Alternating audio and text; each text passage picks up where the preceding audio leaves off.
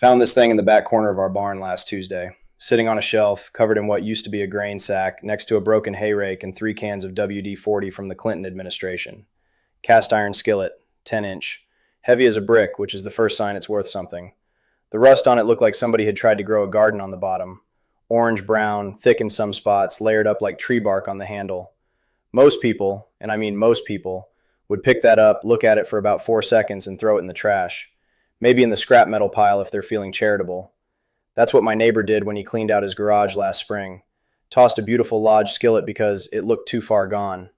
I watched him do it. Didn't say a word at the time because I was raised to mind my own business, but I went back and pulled it out of that pile after he went inside. Both of them are in my kitchen right now, and they cook better than anything you can buy off a shelf at Walmart. Here's what I'm about to show you. That rusted up, barn-sitting, forgotten pan is not dead. It never was. And the stuff you need to bring it back? It's already under your sink. I'm Dale Porter, grew up on a 200-acre farm in Ohio, spent a decade cooking in restaurant kitchens in Columbus, and came back home in 2018 when my dad had his stroke. Everything I know about real cooking came from this land and from the people who worked it before me. Subscribe if you're into doing things yourself, cutting through the noise, and not paying $60 for something a $2 fix handles just fine. Drop a comment below. I want to know. What's the one kitchen tool or piece of cookware you threw out that you wish you'd kept? Cast iron, a good knife, a hand crank meat grinder, whatever it was, tell me down there. Let's start with why cast iron even matters, because if you don't understand why it's different, you won't understand why it's worth saving. Cast iron is not like any other cookware you own. When you buy a Teflon pan, and I'm not here to lecture you, I own one for eggs, you're buying a thin aluminum base coated with a chemical polymer. That polymer is what makes food slide off. It's also what breaks down. You use a metal spatula once, you scratch it. You put it on high heat too many times, the coating starts to degrade. After 2, maybe 3 years of regular use, that coating is compromised. Some of it ends up in your food. Some of it ends up in your lungs when you overheat it. The pan goes in the trash, you buy another one. That's the cycle. The industry loves that cycle. It's designed that way. A Teflon pan has a lifespan built into it, and that lifespan keeps you coming back to the store. Cast iron has no coating to degrade. It is the pan, all the way through. A 10-inch cast iron skillet is a single piece of iron, poured into a mold, cooled, and finished. The non-stick surface on a well-seasoned cast iron isn't a coating. It's a layer of polymerized oil that bonds to the metal itself. That's a very different thing. It's not sitting on top, it's part of the surface. And when that surface gets damaged, whether from rust, from burning, from neglect, you're not dealing with something that's broken. You're dealing with something that needs maintenance. There's a difference. And that difference matters a lot when you're standing in a barn holding a rusted pan trying to decide if it's worth saving. Now let's talk about what rust actually is on cast iron, because this is where most people get it wrong. When you see rust on a cast iron pan, your brain does what brains do. It pattern matches to something it knows, like a rusty car or a rusty nail. And those things you probably don't want to use. Rust on structural metal is a problem, because the corrosion is weakening the integrity of the material over time. The rust is working its way through the metal, and eventually you get failure. That's not what's happening on cast iron cookware. Cast iron is thick. We're talking 3 to 5 millimeters of solid iron in a good pan. Surface rust on cast iron is exactly that, surface. The oxidation is happening on the outside layer of metal, but it has nowhere meaningful to go because there's so much material underneath it. The rust you're seeing on that barn skillet isn't rot, it's more like dirt. It's on top and it comes off. I've restored pans with rust so thick it looked like they'd been sitting at the bottom of a lake. The pan underneath was completely intact. Same thickness, same weight, same structural integrity. The rust was a cosmetic problem, not a functional one. Once you understand that, the whole restoration process makes sense. You're not rebuilding something, you're cleaning it. So here's what you need, and yes, it is under your sink. The method I use for heavy rust is this: coarse salt and cooking oil. That's it, 2 things. The salt acts as an abrasive. It's coarse enough to scrub off the rust mechanically without scratching the iron the way steel wool might on other surfaces. The oil lubricates the process and starts to penetrate the surface as you work. You can also use baking soda and water as a paste for lighter rust. That works well for pans that are more neglected than destroyed.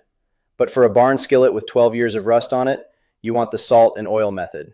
Here's the exact process step by step, because I'm not going to give you vague instructions. First, you rinse the pan with warm water. Not hot, not cold, warm. You're not trying to cook anything off.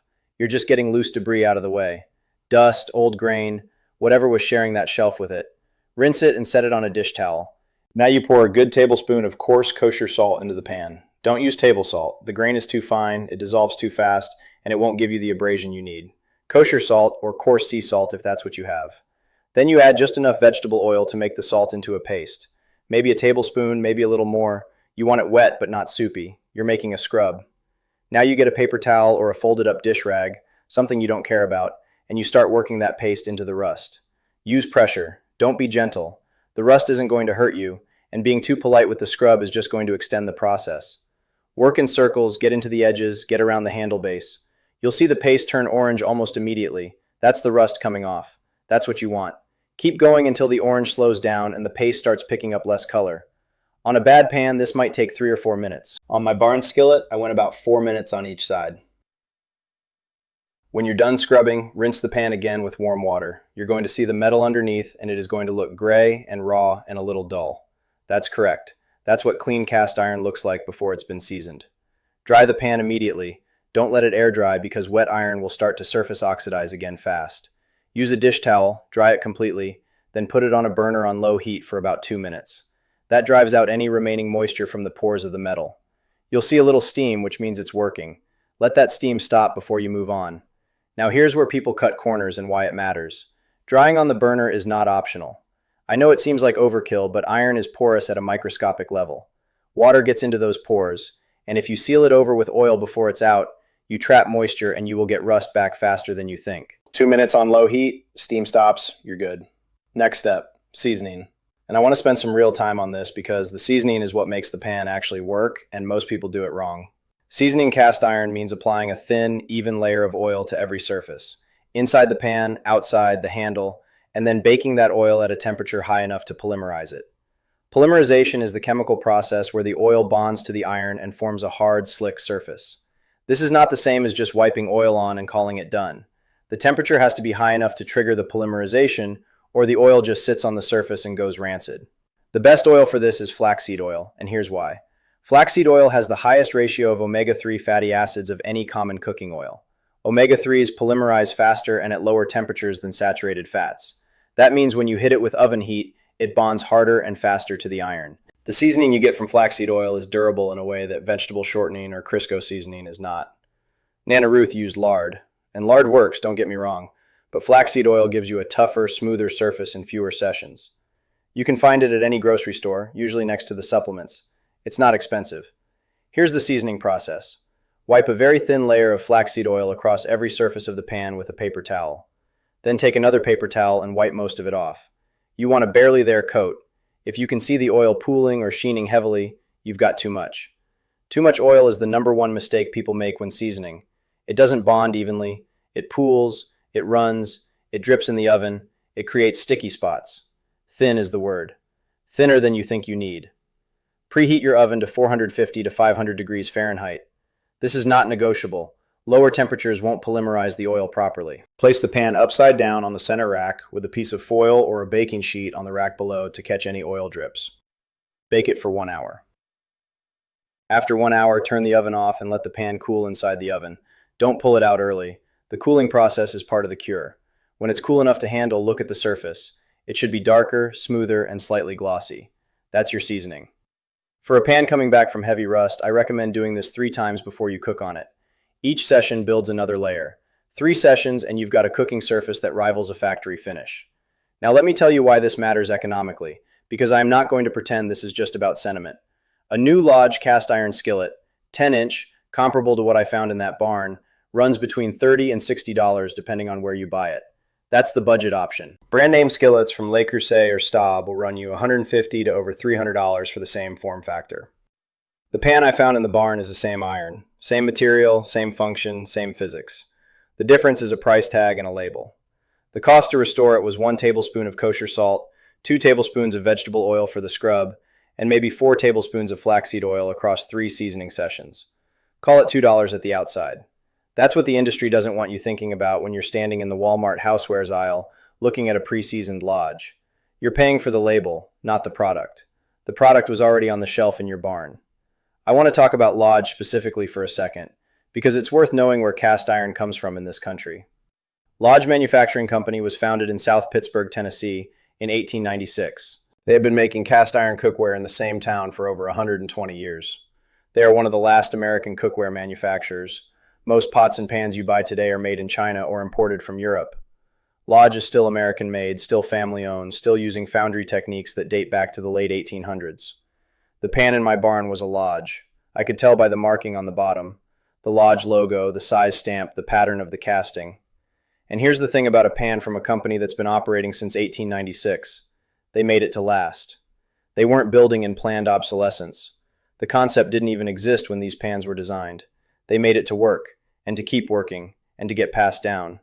The fact that it sat in a barn for 12 years and needed a 5-minute scrub is not a failure of the pan. It's actually proof of the design working exactly as intended. This connects to something I saw growing up that I never really thought about until I got older. My grandmother, Nana Ruth, had 2 cast iron skillets. One was her mother's, one was one she bought when she got married in 1951. She cooked on those pans every single day for 50 years. Bacon, cornbread, fried chicken, eggs. The amount of food that came out of those 2 pans is genuinely staggering if you think about it. 3 meals a day for a family of 5 decades. When she passed, those pans went to my aunt. My aunt still uses them. Neither pan has ever needed anything more than what I just described, a scrub and a reseasoning after a rough patch. We're talking pans that are 60 to 70 years old and actively cooking meals. The handle on the older one is worn smooth in exactly the shape of a right hand. You can see where 50 years of grip shaped the metal. That's not a pan. That's a record of someone's life. You don't throw that in a barn. And you definitely don't throw it in a trash pile because it has some rust on it. Now let me tell you what not to do, because this is where most people ruin a good pan. Do not put cast iron in the dishwasher. Ever. The combination of hot water, high pressure spray, and industrial detergent will strip every bit of seasoning you've built in one cycle, and it will leave the iron vulnerable to rust overnight. I know people who've done this because they were tired or distracted, and they came back to a pan that looked like it had been left out in the rain. The dishwasher is not the problem. The problem is that cast iron needs to be treated differently than other cookware, and the dishwasher does not know that.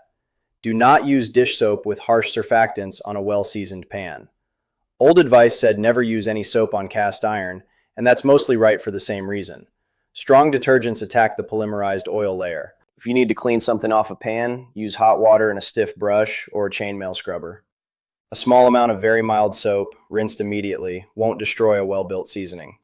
But regular dish soap used regularly will thin it out over time. Hot water and mechanical scrubbing is the method, always. Do not let cast iron air dry after washing. I said this before during the restoration, and it applies to regular use too. Dry it with a towel, then put it on the burner for a minute. Then wipe a tiny bit of oil on the surface while it's still warm.